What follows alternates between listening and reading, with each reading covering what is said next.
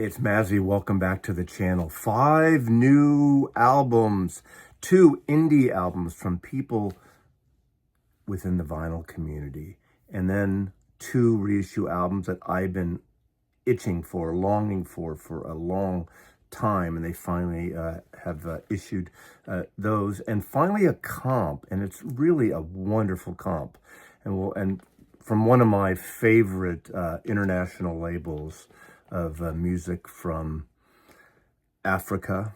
They also do Central and South America, and just very world music. And again, a favorite album label of mine, and we'll get to that. But first, I want to start with 2 indie records. Now, these are 2 people that I know through this vinyl community. They have channels, and these are the 2 records that I'm going to put links below to channels, links to their channels, but primarily links to, I think, their Bandcamp sites if you want to buy these. Now, they only issued several hundred of these. I know one of them, there's 500. I'm not sure about the other one, the first one I show. They may or may not still be available, but I urge you to check them out. Now, I purchased these. I did not get promos, and I want to support people I know and also people in the vinyl community here when I can. Now, I don't buy everything independent artists put out, obviously, for you can't get everything. You can't have, look at this, I can't buy everything. And not even talking about the money part, but there's certain genres and there's certain people that I know that I'm not always into their music. And even some of these are different levels of my personal enjoyment. And I have not listened or watched any of the reviews on these albums yet. And I've been sort of delayed. There's been a couple of months since I've had these albums in my possession, but life got in the way, other releases got in the way. This speaker challenge or experimentations I've been doing got in the way, but I've been listening to these records on and off just to kind of get a good gut feeling of them. And I'm going to talk about them, the influences I see with these records, and we'll take it from there, okay? Let's start with Material Objects. Now, I have their previous, I guess it was an EP, right? All totally independent. And this is Dom from Seeking a Thread, his channel. Again, links below to both these. This was an album that we followed along the journey with Dom and his band. They're a trio out of Ithaca, upstate New York, and they went to Chicago to the Electric Recording Company. Now, I remember hearing the story about this, the wonderful recording studio owned by Steve Albini, that great engineer. He's not a producer, according to him. He facilitates music, and I love the sound. I have a lot of records from the Electric Recording Company out of Chicago, and I like that dry sound. He lets the bands pretty much do what he wants, but they were scheduled into that studio long before that sudden death of Steve Albini, but they weren't going to work with Steve Albini anyway. They were going to work with Greg Norman, the other engineer there, and they put this album together. Now, the album is called In Revision. It came out several months ago. Again, links below to these. Now, this record I listened to several times. Now, the throwaway catch-all phrase is indie, little post-punk. I got a lot of vibe of Crazy Horse. I'm a big fan of Neil Young's Crazy Horse when they really get all like jammy and electric, and they have a certain dynamics from soft to medium to light, and sometimes they explode with their sounds. Now, they don't get loud like a heavy metal band. That's not what these guys are about. They're more bands like Yo La Tengo or Pavement in that kind of a genre, shoegaze maybe. Again, there's so many subgenres you can throw out at a band like this, but I really like the intricate bass guitar and drumming. The drumming is great on this, and as is obviously, I think, Dom's lead guitar playing. I just like that interaction between the 3 musicians. I don't think there are other musicians added. I'm not quite sure. I'm sorry, Dom. Maybe I wasn't paying attention here. Now, there is an insert here that has the credits. With my glasses here in this light, they're too small for me to read. But I love these extra things that occasionally artists put in. We have this little, oh, here we go. Mazzy, you're a mensch. Thank you. And I did buy it, but Dom thanked me in this, so I have an autograph. He didn't autograph the actual record. But lovely labels, of course. We get a two-tone. We get like a kind of a mauve-y, whatever color that is. And we get an interesting blue. I love that blue. I'm a big fan of blue, and that's a cool blue. Now, that has nothing to do with the music. Now, on here, it is a vocal album, and they're obviously Dom's vocals. I think he does all the leads on it. And he's got a thin voice, but it works within the context of this music, and it weaves in and out. Sometimes the music is very loud, but as I may have said, maybe I didn't say it yet, but inside my mind, I said it. There's a loudness to the record, but it's soft, if that makes any sense. You know how, like, again, Crazy Horse does this sometimes too, as does some of Pavement. And Yo La Tengo, to me, is the best at it, where they seem like they're loud, but the music is soft because there's a mood to it. And that's what's fucking killer in this record, those guitar parts, and it gets really crazy. Another band I was thinking of, because people want to know what things sound like, and maybe he'll be offended by this, but reminds me of Bush. You know the song Glycerine by Bush? There's a thick guitar sound. Jesus and Mary Chain might be another, although they're more that wall of sound of that Scottish band. I love Jesus and Mary Chain too. So, you know, I'm sure Dom, and I know Dom is into some esoteric music, some free jazz, a lot of world music, some really kind of angular guitar playing, and some of his guitar playing is just like that. It's almost that obtuse sound, which I kind of like. I like when a guitar player isn't only playing those beautiful, mellow, melodic passages. Of course, the next record I show is going to be completely the opposite, on another world from another planet to this one. That's the great thing about music. So this is a really cool record, and it's an incredible sounding record. I don't know where they pressed it, but the pressing is quiet, it's flat, all those things that you want to hear for this music. But Material Objects, I like this kind of dark, moody cover, excuse me. And he actually sent me 2 extra cover slicks because apparently they wanted a different paper finish. I think the other ones, are they glossy or matte? The other ones were glossy. And the printer made a mistake, so they had to reprint everything. So he packed them with 2 covers. So I got 2 extra covers, but beautiful artwork. There's a darkness to this record that, I don't know if it reflects the music at all. I mean, that once you hear the music, we associate the music with cover art and things. I think they did a beautiful job. I have the other EPs of him. Is it 1 other or 2 others? I think I have. I'm forgetting now. I'm sorry, Dom. But this is a cool record. So if you like those bands that I compared, Yo La Tengo, Pavement, even Bush, Crazy Horse, this is a cool record for you. And I like that it goes in and out. Now, side 1 to me seems like a louder side, although there's a couple of lower key songs at the beginning on side 2. At least I know track, was it Easy Out and maybe Stay Seated? They're a little more melodic. Same with the last track, Making the Case. But they build up, and the last song, Augment Center, really builds up to this kind of loud crashing crescendo. But it's not loud, again, like metal loud at all. And this is the kind of loud stuff I like. When I like screeching guitars and things, again, I'm going back to, that's what I love about like the album Psychedelic Pill by Neil Young. There's some jamming on that you know, wouldn't be out of place on this album, and vice versa. So Material Objects, link below, check it out. The next record, apparently I got an inbox from Adam Tiro, which I never saw until later. And there's been talk in the vinyl community about another independent record. So I thought, I'm going to support this band. And this is kind of an area, when I heard about the band, more of a hard rock album harking back to the 1970s. Now, to be honest with you, I'm not a hard rock fan usually. If I want hard music, rock music, I'll go into the later 70s, get into punk. But of course, obviously Led Zeppelin and Cream's not hard rock. Vince and Mr. Rupton, Blue Cheer's hard rock. This record is not that. This is The Freight, and they're a Boston band, a 4-piece band. Adam Tiro on guitar, lead vocals, Steven Anderson bass guitar, Greg Tregellis keys, keyboards, backing vocals, and Mark Lovering on drums, percussion. This is a really great sounding record. I'm going to start with the the technical aspects of this. And there's even a hype sticker, the freight. Independent rock and roll from Boston, Massachusetts. Lacquers cut from tape by Ryan K. Smith at Sterling Sound. However, it says limited to 500 copies. But then it says the source.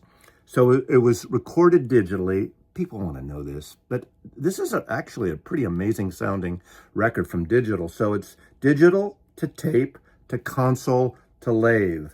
I like when records do sources like this. People, the audiophile freaks want to know that shit. I don't really care if I like the sound. It doesn't really matter, but that's cool that he put that on. And this was pressed at Fidelity Record Pressing. I'll say a shout out, and I've said it several times.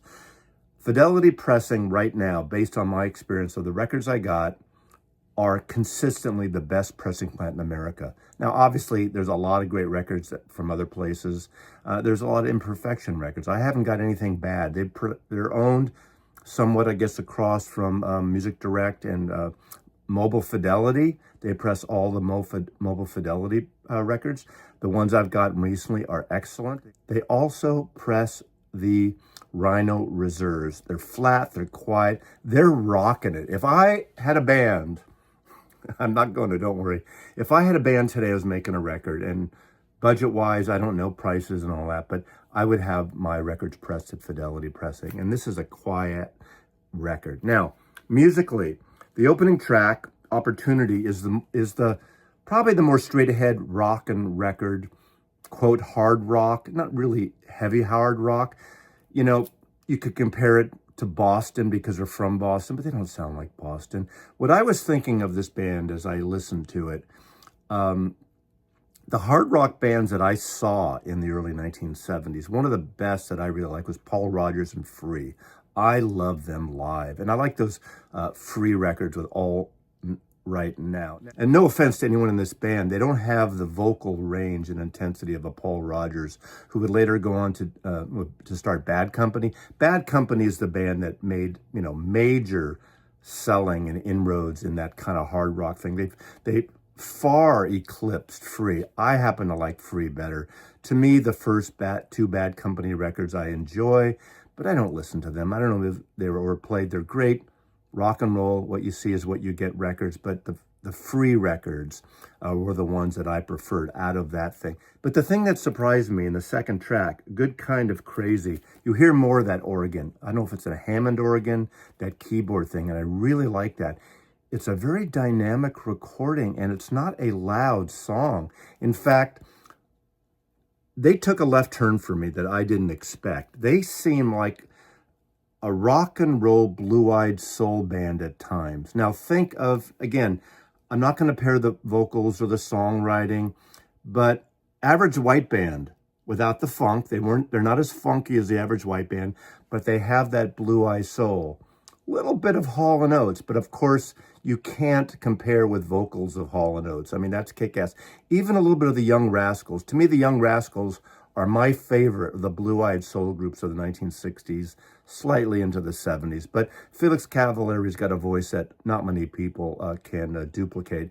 East Coast sound, but they have that in here. And I tell you, the bass, the drums, and lead guitar are killer on here. And that extra organ, or maybe, I don't know if there's a Fender Rhodes occasional electric keyboard on here. It's really good. This is a very dynamic record.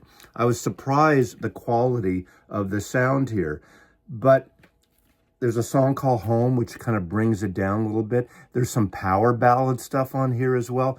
But again, I was really surprised of the soulful, the blue-eyed soulful sound of this, because I didn't expect it all. So if you like that description of Free, Bad Company, with a little bit of, even a little bit of Spooky Tooth, Steve Marriott's voice. Now, no offense, again, to Adam, those are vocalists that I'm throwing out. Paul Rodgers, Steve Marriott, Hall & Oates, that are just tremendous vocalists on their own. They could lead any friggin' rock and soulful band. And not a lot of other vocalists, even bands that I love, have that kind of thing. But they're in those directions. They take a little about that. They have an East Coast sound, maybe a little Jay Giles band thrown in there, who I really like. And all those bands, man, when I used to see Jay Giles live, they were a killer band. Now, I haven't obviously seen the Freight live, but I think they did an excellent job on this record. again, it's not the kind of music that I really buy anymore. The kind of records like this from the 70s that are in this area, I have. And I have those and I pull them out occasionally. Those Bad Company albums I pull out. Again, the free I pull out more than others. But this is a cool record. So if you're more of a rock fan with a little bit of that blue-eyed soulful edge, check out The Freight. Again, Tales of Maybe is the name of the album. That will be in the link below, so check those two out. I like to support local artists, and you should too. Bandcamp, probably. Now, two reissues that I've been waiting for a very long time. These are obviously bands that are and artists that are more famous than the first two. But, you know, they're kind of the opening act still. No offense to Material Objects and The Freight, but they would probably open up for Robin Hitchcock and the Soft Boys. This is from 1980, this originally came out. I've only had this on CD for years, and it's been recently reissued. This is their second and last album until, I think, years later they reformed and did a one-off, which I've never heard. But this is their album. This is the one to get if you haven't heard or received any album by the Soft Boys.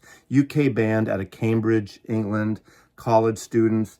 I recently read 1967, his companion piece to his record, 1967, where Robin Hitchcock covers all these kind of pop psychedelic bands. Great things like Whiter Shade of Pale, and I think there's Jimi Hendrix, and there's Beatles, and, you know, the usual suspects. Dylan, a fantastic record. I like his psychedelic pop music. I love that stuff. He wears it on his sleeve. Literally, he wears it on his entire shirt. If you've seen him live and seen his shirts, he's very pop, art, psychedelic shirts he wears when he performs. But this is their classic. This is the one. This was their second album and last album up until the reunion. The Soft Boys, Underwater Moonlight. It's been reissued in a beautiful heavy stock gatefold. And it has that kind of psychedelic. This record kind of stiffed when it came out. Had a cult audience, but it's grown in stature in terms of psychedelia pop music. It's got an incredible book. So this is an amazing package. Obviously, essays, talks about the recording, talks about the band. You know, one of those classic records that wasn't classic until many years later that people discovered it. I mean, this is a band and an album that really influenced bands, especially bands like REM, that with that kind of cross of psychedelic rock and roll. Obviously, Robin Hitchcock has that wonderful English melodic voice, and it is all throughout this record as a lead singer. I just love this record. Incredible record. First time I've had it on vinyl. Well pressed again. Really good dynamic. Good sounding record. Again, pop psychedelic brilliance from 1980. The Soft Boys. Next is an album I've been chasing for a long time because this record came out in 1998. Obviously in the midst of the CD era. And I have the CDs of all these albums by Eels. And this is their second album. This is Eels Electroshock Blues. Of course, Mark Oliver Everett is E. He is the main protagonist here. I got into them because of MTV in that first record they did. It creeped me out, that little girl with the big eyes on the cover there. I love that record. He's got this kind of gnarly, throaty voice, Tom Waits, but more melodic. I've showcased his music a lot, but this record has eluded me so long. It finally has been reissued recently. The second album, this is a dark album. To some, this would be a depressing album. I like dark albums. Mark Oliver Everett was going through this traumatic experience. His mother was dying for cancer. His sister was institutionalized. She ended up committing suicide. And that's all over this record. Electroshock Blues is basically his sister got shock therapy at that point. And so there's a lot of shit going on in his life, and it really kind of shows up on this album. But there's still beautifully melodic songs. I've always talked about the Eels. Seemingly, Mark is a great songwriter, and he seems to use the same 3, 4, 5 chords to write every song. And even though you hear a new album, in fact, I was just playing, this is the last album, I have an autographed copy of it. Came out, what, a year ago maybe? The albums always sound, and the songs sound different, yet they seem very familiar, and I love them. And they're all in these like movies and TV things like Shrek and those kind of things. So there's a lightness to his music and a darkness. I've seen him 3 times live, the Eels. Once, the first time with my son at the Fillmore in San Francisco. My son loves Eels. Electroshock Blues, I love this record. I'm all in on Eels. Again, those of you regular watchers know that. So a good pickup of 2 great records that needed reissues. A lot of people yell out, we don't need another Foreigner record. We don't need another Fleetwood Mac record. Well, those are 2 records that we needed. At least I needed it. I'm not going to say the we. Finally, a record that to me blew me away. And this is a label I've been all in on since I got a copy of African Scream Contest. And that was on Analog Africa, a German label that specializes in African continents. Obviously all around Africa, also a lot of South and Central America records. And this is the Roots Rockin' Zimbabwe, the modern sound of Harare Townships, 1975 to 1980. This is the closest that I've gotten since those 2 volumes of African Scream Contest. These are funky, soulful, little psychedelic, but in that realm of just twangy guitars. Now, these are not sonic masterpieces, but they sounded friggin' good. You can blast these things. These are party records. This is music that makes you feel good. I'm not going to even go through the entire list of artists here because these are pretty much artists I had never heard of. And what's great about these Analog Africa records, unfortunately, they come out of Germany, and right now they sent an email out with the tariff stuff. There's some shipping issues, and they're going to cost you more. But there are certain stores, if your retailer carries it, I didn't know, I missed this one, and usually I order every single one from Germany. I got this from Sonic Boom in Seattle. It was in the bin, and I totally missed it. But for a double album, and they always have these wonderful curated books with intense essays and articles, and a lot of times the producer of the label, Sami Ben Rejeb, he finds these tapes or acetates, sometimes needle drops, and he's the one that curates this music. And sometimes these booklets tell the story of his journeys throughout the world, finding these records. And it's like a travel log of music. And it's, he is like this researcher and archivist. And these are all the records. And I have virtually the entire catalog. I think there's maybe 3 or 4 I'm missing. I don't know which ones offhand. But they get into the geography. Each band is curated here, and each band is profiled, and it's a killer record. So Roots of Rockin' Zimbabwe on Analog Africa, double record, highly recommended. All these records are recommended in different ways, and it's just great music. And again, it's all about the music always first. I want to thank those artists. Again, check in, support independent artists. And I don't know what's available with either of those artists or any of the rest of these, but check them out and enjoy the music, please. Mazzy loves you. See you next time.